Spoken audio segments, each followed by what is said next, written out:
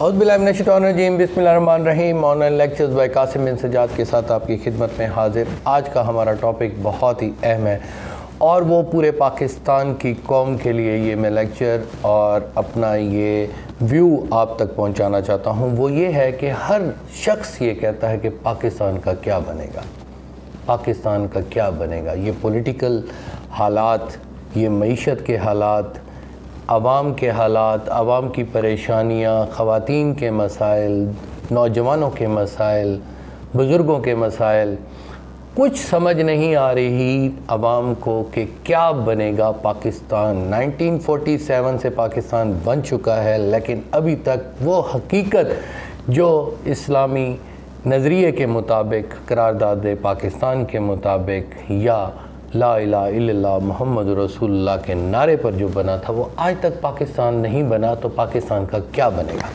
اس سے پہلے ہم اپنا لیکچر سٹارٹ کریں تو آپ سے گزارش ہے کہ اگر آپ نے میرا چینل سبسکرائب نہیں فرمایا تو اس کو سبسکرائب کر لیں تاکہ تمام ویڈیوز آپ تک پہنچ سکیں۔ پاکستان 1947 میں 14 اگست کو آزاد ہو گیا، لیکن آج تک آزادی ہمیں نہ مل سکی۔ وہ کس وجہ سے نہیں مل سکی؟ چلیں ان حالات کو اگر ہم شارٹلی ڈسکس کر بھی لیں تو لیکن اس کا نتیجہ ہم حاصل ابھی نہیں کر سکیں گے۔ صرف یہ دیکھیں کہ پاکستان جب بنا تو پاکستان بننے کے بعد اس کے قوانین دیکھیں کہ قوانین کب فارمولیٹ ہوئے۔ بہت ہی پریشانی کی بات ہے کہ پاکستان میں جو حالات چل رہے ہیں، دو عدالتیں جو مین چل رہی ہیں، اس میں سب سے پہلے کرمنل کورٹس ہیں، پھر سول کورٹس ہیں۔ کرمنل کورٹس کو اگر آپ دیکھیں تو وہ عام طور پہ جو تعزیرات پاکستان ہے وہ 1860 ہے، جو آج تک چینج نہیں ہوئی۔ میں اپنے پہلے لیکچرز میں بھی یہ کہہ چکا ہوں۔ تو ابھی تک ہم آزاد اس وجہ سے نہیں ہو سکے کہ لارڈ میکولے نے جو قانون ہم غلام قوم کے لیے فارمولیٹ کیا تھا 1857 کی جنگ کے بعد، 1860 میں آئی پی سی انڈین پینل کوڈ بنایا 1860، اور اب وہ وہی پی پی سی کی صورت میں 1860 چل رہا ہے، جس میں اب یہ دیکھیں کہ انڈین پینل کوڈ اور پاکستان پینل کوڈ کا جو فرق ہے وہ صرف 337 والے دفعات کے علاوہ تقریباً ملتے جلتے ہیں۔ ٹرائل بھی وہی چل رہا ہے، کرمنل پروسیجر کوڈ بھی وہی چل رہا ہے، اور ابھی تک معاملات ویسے ہی چل رہے ہیں۔ اسی طرح سول کورٹس میں اگر جائیں، جس کو ہم دیوانی کہتے ہیں، دیوانہ کر دیا اس نے، لوگوں نے تو دیوانی عدالتوں کو دیوانہ کہنا شروع کر دیا کہ دیوانی کیس نہیں کرنا، نہیں تو آپ کو آپ کا حق نہیں مل سکے گا۔ تو سب سے پہلے پاکستان کا کیا بنے گا؟ اگر پاکستان کا کچھ بنانا ہے تو برائے مہربانی تمام پولیٹیکل لیڈرز یا ججز جو میری بات سن رہے ہیں، خدا کا واسطہ ہے، اس قانون کو فارمولیٹ کریں، نئے قانون بنائیں۔ نئے قانون بنانے کے بعد آج کل کے حالات کے مطابق وہ قانون بنائیں جس سے وہ مسئلہ حل ہو سکے۔ میں ایک چھوٹی سی مثال دیتا ہوں۔ کسی کے 10 مربوں پر آپ قبضہ کر لیں، وہ قبضہ آپ کے خلاف ایف آئی آر کیا ہوگی؟ 447 بیلیبل۔ اسی کے 10 مربوں میں سے ایک درخت کی ٹہنی کو اگر آپ کاٹ لیں، نقصان وغیرہ کریں، تو وہ دفعہ لگتا ہے 440 نان بیلیبل۔ اس کا مطلب ہے کسی کی زمین پر، مکان پر آپ قبضہ کر لیں تو وہ آپ بیلیبل ہیں، بیلیبل چھوٹ کر وہ مزید تباہیاں مچائے گا وہ ملزم۔ ہاں، اگر اس کی درخت کی ٹہنی کو اگر آپ کاٹ لیتے ہیں یا درخت کا اجاڑا کر دیتے ہیں یا فصل کا اجاڑا کر دیتے ہیں تو 440 میں وہ نان بیلیبل ہے، وہ گرفتار ہو کر جیل میں چلا جائے گا۔ تو یہ قانون ختم کریں، اس کو چینج کریں۔ اس قسم کے بہت سارے قانون ہیں۔ میں اصل مقصد پر آتا ہوں کہ پاکستان کا کیا بنے گا، جو میں بار بار کہنا چاہتا ہوں۔ پاکستان کا کچھ بنانا ہے تو سب سے پہلے تمام پولیٹیکل لیڈرز، آج کل آپ دیکھ رہے ہیں کہ کچھ عرصہ پہلے ہم نے دیکھا کہ ایک حکومت آئی، اس حکومت کو ہٹا کر پھر دوسری حکومت آ گئی، پھر اب پتہ نہیں تیسری آتی ہے یا نہیں آتی، لیکن پھر الیکشن ہوں گے، پھر وہی معاملات ہوں گے۔ لوگوں کو ایک ہی خواب دکھایا جاتا ہے کہ آپ کی یہ مہنگائی ختم ہو گئی، کبھی 30 روپے لیٹر آگے بڑھ جاتا ہے، کبھی وہ آگے آگے ہمیں یہ ڈرایا جا رہا ہے 30 لیٹر بڑھا کر یہ کرایا جا رہا ہے کہ 30 اور بڑھ رہا ہے۔ تو ہم اسی پر تاکہ اکتفا کر لیں۔ ہم نے قوم بننا ہے، ہم نے ایک قوم بن کر دنیا کو ثابت کرنا ہے کہ ہم ایک منظم قوم ہیں۔ تو وہ ہم کیسے بنیں گے؟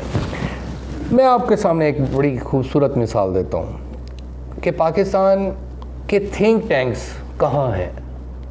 پاکستان کو بنانے کے لیے تھنک ٹینکس کی ضرورت ہے. اگر امریکہ میں یا یورپ میں جائیں تو وہ تھنک ٹینکس آرگنائزیشنز ہیں جو پوری آرگنائزیشن کو چلا رہی ہیں, جن کو بہت سارا پیسہ دیا جاتا ہے کہ ہمیں ایک پلان بنا کر دیں کہ ہم نے پلان ایک بنانا ہے اور اپنی آرگنائزیشن کو چلانا ہے. یا جیسے ملک امریکہ وغیرہ ہیں تو ان میں بھی یہ تھنک ٹینکس موجود ہیں. تھنک ٹینکس کی صورت میں وہ ملک کیسے ترقی کر گیا. اب مثال کے طور پر اگر آپ دیکھیں کہ پاکستان بنا کیا ایک دن میں بن گیا؟ نہیں. پاکستان کے پیچھے کس کس کا ہاتھ ہے بنانے کے؟ تھنک ٹینکس کا ہاتھ ہے. تھنک ٹینکس میں کون کون تھے؟ قائد اعظم, علامہ اقبال, سر سید احمد خان, چودھری رحمت علی. یہ سارے تھنک ٹینکس تھے جنہوں نے اپنا 4 5 6 لوگ تھے جنہوں نے اپنے کردار کی وجہ سے, اپنی تحریر کی وجہ سے اور اپنی تقریروں کی وجہ سے اور اپنے کریکٹر کی وجہ سے یہ ثابت کیا کہ ہم مسلمان کے لیڈر ہیں, اور مسلمان ان کے پیچھے کھڑے ہو گئے.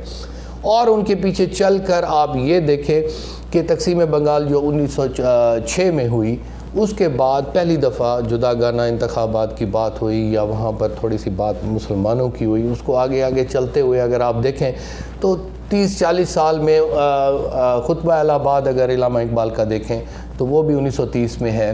اس کے بعد قرارداد پاکستان 1940 میں پہلی دفعہ پاکستان کا نام لیا گیا. 1940 میں پہلی دفعہ قرارداد پاکستان آئی ہے, لیکن اس کے پیچھے ایک بیک گراؤنڈ تھا. سر سید احمد خان کی ایک قانونی اور علمی تحریک تھی. علامہ اقبال کے اشعار تھے جو آج تک ہم پڑھ کر, ہمارے جو لیڈرز ہیں آج تک علامہ اقبال کے اشعار کو پڑھ کر عوام کو بے وقوف بناتے ہیں کہ جناب میں آپ کی خدمت کروں گا. خود ہی کو کر بلند اتنا کہ ہر تقدیر سے پہلے خدا بندے سے خود پوچھے بتا تیری رضا کیا ہے. یہ شعر آپ نے ہر پولیٹیکل لیڈر سے سنا ہوگا. تو وہ خود ہی کہاں ہے, وہ خود ہی کہیں پر نہیں بن رہی. میں آپ کو مثال دیتا ہوں کہ امریکہ کیسے بنا. یہ ایک کتاب ہے Think and Grow Rich by Napoleon Hill. یہ کب لکھی گئی؟ 1937 میں. یہ شخص 1970 میں مر گیا, لیکن اس کا جو استاد تھا وہ ڈیل کارنیگی تھا. آپ نے بہت ساری کتابیں دیکھی ہوں گی, اور میں نے جب میں گورنمنٹ کالج لاہور میں پڑھا کرتا تھا تو وہاں پر ڈیل کارنیگی کی کتابیں فٹ پاتھ پر پڑھی تھیں. لیکن مجھے آج تک کسی استاد نے یہ نہیں بتایا تھا کہ ان کتابوں کو خریدو, ان کتابوں کو پڑھو. تو یہ وہ رائٹرز ہیں, یہ وہ لوگ ہیں جنہوں نے قوم کے اندر جذبہ پیدا کیا, ان کو بتایا کہ کیسے آپ امیر ہوں گے, کیسے آپ دل کا امیر ہونا اور جائیداد کا امیر ہونا سب ایک ہی بات ہے. آپ کیسے امیر ہوتے ہیں؟ دنیا کے ملینئرز بلینئرز کو اگر آپ دیکھیں تو آپ یہ دیکھیں کہ وہ امیر کیسے ہو گئے. ایسے کوئی امیر نہیں ہو جاتا. امیر ہونے کے لیے دل کا امیر ہونا بہت ضروری ہے, اور خدا کا قانون یہ ہے کہ خدا ہی رزق کا مالک ہے اور اس نے آگے رزق آپ کو دینا ہے.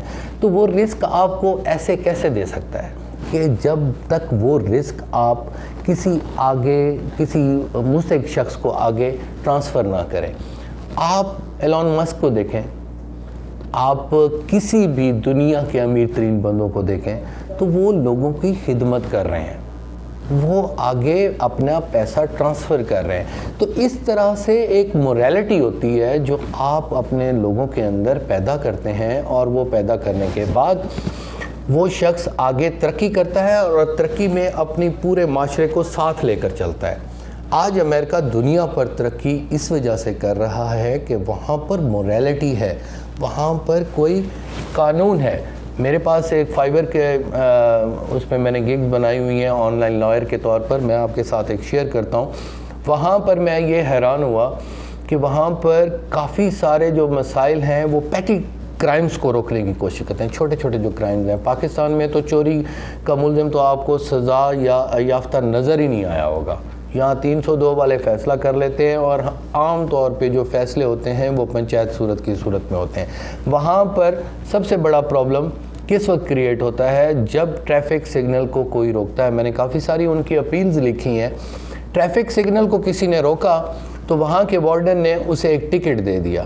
ٹکٹ جب اس کو دیا تو اس کے ہوش و حواس اڑ گئے کہ یہ ٹکٹ جو مجھے ملی ہے اس نے میرا تمام نظام خراب کر دینا ہے۔ وہ کرتے کیا ہیں، جس کو وہ ٹکٹ ملتی ہے، جس کو وہ سزا ہو جاتی ہے $500 $1000 یا $1500 جتنا بھی، جب وہ سزا یافتہ ہو جاتا ہے تو تمام ملک کے جتنے بھی اس کو ویورز مل رہے ہوتے ہیں، جو ٹیکس ایگزمپشنز ہوتی ہیں، جو اس کو ایک امریکن شہری کے ہونے کی وجہ سے UK میں بھی یہی قانون ہے، یورپس میں بھی یہی ہے، تو ان کو جو وہ رائٹس مل رہے ہوتے ہیں وہ رائٹ ختم کر دیے جاتے ہیں، جس کی وجہ سے اس کا سارا نظام خراب ہو جاتا ہے، تو پھر وہ ٹریفک سگنلز نہیں توڑتا۔ تو ٹریفک سگنل یہاں پر، تو ٹریفک سگنل اگر ہم نہ توڑے تو وہ نوجوان سوری ٹو سے وہ کہتے ہیں کہ یہ پھر ڈرائیونگ تو ہم نے تیز کی نہیں ہے۔ تو یہاں پر ہمیں بتایا نہیں ہے، نوجوان قوم کو نہیں بتایا گیا کہ آپ نے کیا کرنا ہے۔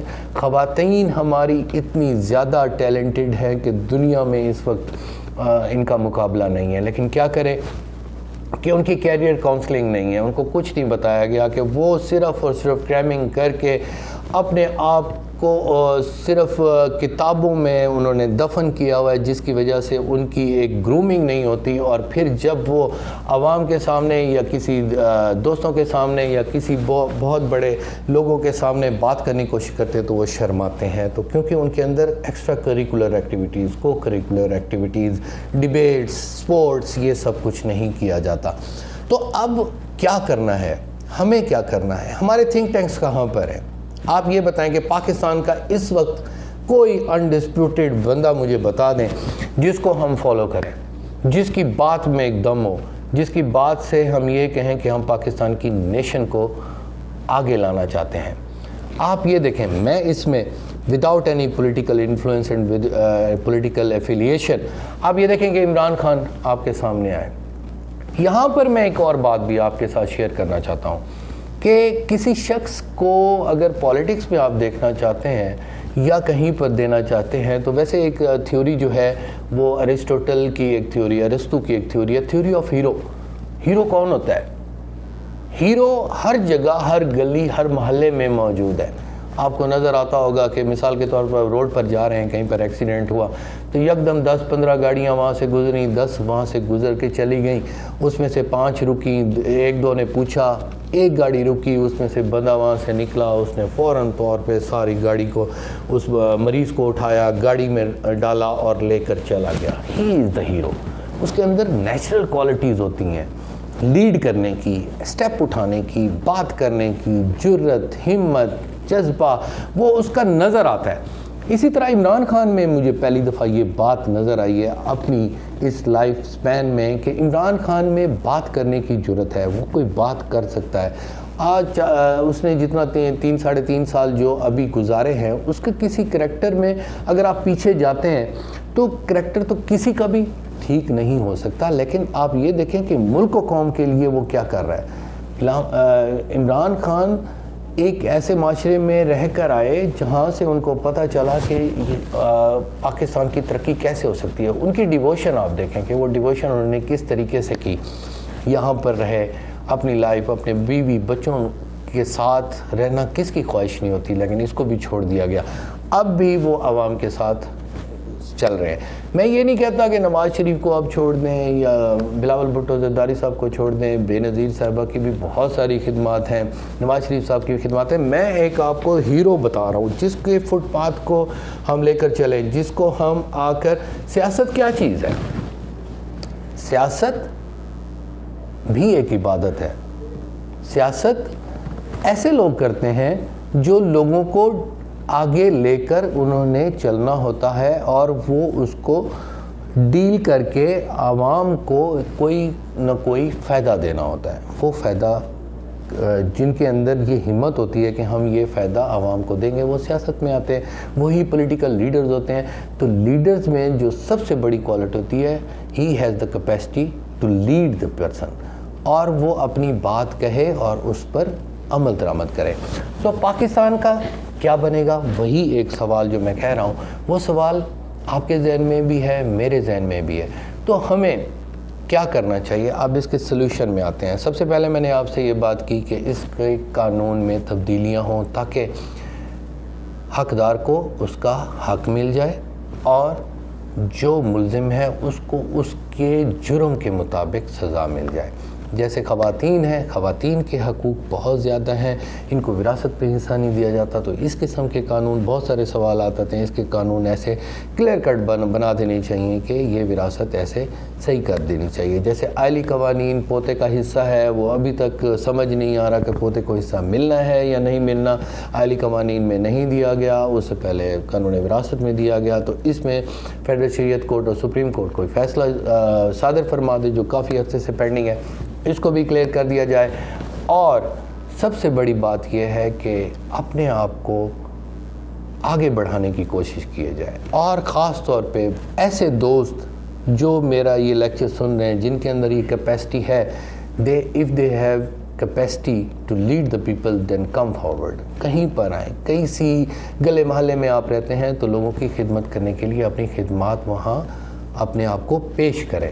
تو یہاں پاکستان کا بہت اچھا بنے گا صرف اس صورت میں کہ ہم ایسے لوگوں کو فالو کرنا چھوڑ دیں جن کا کردار ہماری ملک کی معیشت اور ملک کی پاسداری اور ملک کی طاقت کے لیے کوئی کردار نہیں ہے. یہاں پر میڈیا میں بہت سارے لوگ بیٹھے ہوئے ہیں، شام کو 8 بجے ہم سارے، آپ اور میں سارے ٹی وی پر بیٹھ جاتے ہیں، اینکرز ہوتے ہیں، وہ ایک بات کرتے ہیں، وہ ہمارے ذہن کے اندر بات ڈال دیتے ہیں کہ یہ جو حکومت ہے اتنے دنوں بعد گر جائے گی. اس کے بعد ہم پاگلوں کی طرح ان کی فالوشپ میں آگے بڑھنا شروع کر دیتے ہیں. تو اپنا ہمارا پرسنل ویو نہیں ہے، تو ہمیں اپنے آپ کو مضبوط کرنا چاہیے. پاکستان کسی سے ہلنے والا نہیں ہے، کیونکہ یہاں پر پوری دنیا کو پتہ چل چکا ہے کہ یہ ایک قوم ہے، یہ اپنے ملک کی پاسداری، اپنے اسلام کی پاسداری، اپنے خدا کی وحدانیت اور اپنے نبی پاک کی نموس رسالت پر جان قربان کرنے کے لیے تیار ہیں، جس کی وجہ سے ہمیں مختلف فرقوں میں تقسیم کر کے علیحدہ کر دیا جاتا ہے. لیکن جب بھی cause of nation, cause of Islam اور cause of the fertility of Pakistan آتی ہے تو ہمیشہ یہ قوم اکٹھی ہو جاتی ہے. تو پاکستان کو مزید مضبوط کرنے کے لیے ہم کیا کریں؟ جو بات ہم فائنلائز کرتے ہیں وہ آج یہی کرتے ہیں کہ ہم، آپ اور میں یہ وعدہ کرتے ہیں کہ ہم پاکستان کو مضبوط کرنے کے لیے اپنا حصہ جتنا ڈال سکے وہ کریں گے. اس کے لیے کرپشن، اس کے لیے غلط کام، اس کے لیے پاکستان جہاں سے بھی مضبوط آپ کو نظر آتا ہو وہ کریں. خاص طور پہ نیشن بلڈنگ میں جو نوجوان ہیں ان کو بوسٹ کریں تاکہ وہ اپنے آپ کو مزید مضبوط کریں. آپ کی تمام سجیشنز کا میں بڑی بے صبری سے منتظر رہوں گا، اور اللہ تعالیٰ آپ کو ہمیشہ خوش رکھے. Thank you very much. Take care of yourself. Allah حافظ.